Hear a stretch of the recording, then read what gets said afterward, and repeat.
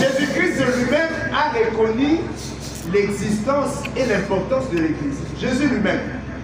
Alléluia.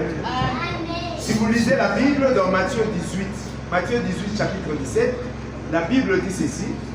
Si quelqu'un a un problème avec son frère, qu'il aille voir son frère et qu'ils arrangent, qu'ils harmonisent. Si son frère ne l'écoute pas, qu'il prenne un, deux ou trois témoins. Et si son frère ne l'écoute toujours pas, qu'il amène l'affaire dans l'église. Amen. C'est Jésus qui dit, il dit amenez l'affaire dans l'église pour trouver une solution. Amen.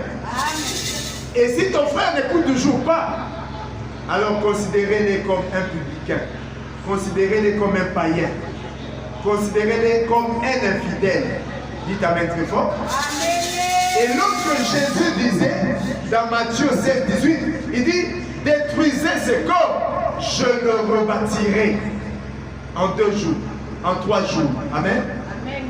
Il ne parlait pas d'un édifice, d'une maison physique, mais il parlait de son propre corps, de l'église, du corps mystique.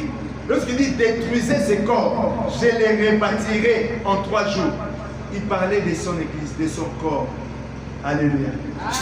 Le corps mystique de Jésus. L'église, c'est le corps mystique de Jésus. C'est les champs de Dieu. C'est les troupeaux de Dieu. C'est là où Dieu est en train de paître ses brebis. C'est là où Dieu est en train de récolter son fruit. C'est les champs de Dieu. Amen.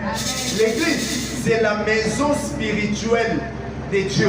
Donc c'est là où Dieu vient dormir en esprit. Vous ne le voyez pas physiquement, mais en esprit, Dieu vient habiter dans l'église. L'église, c'est une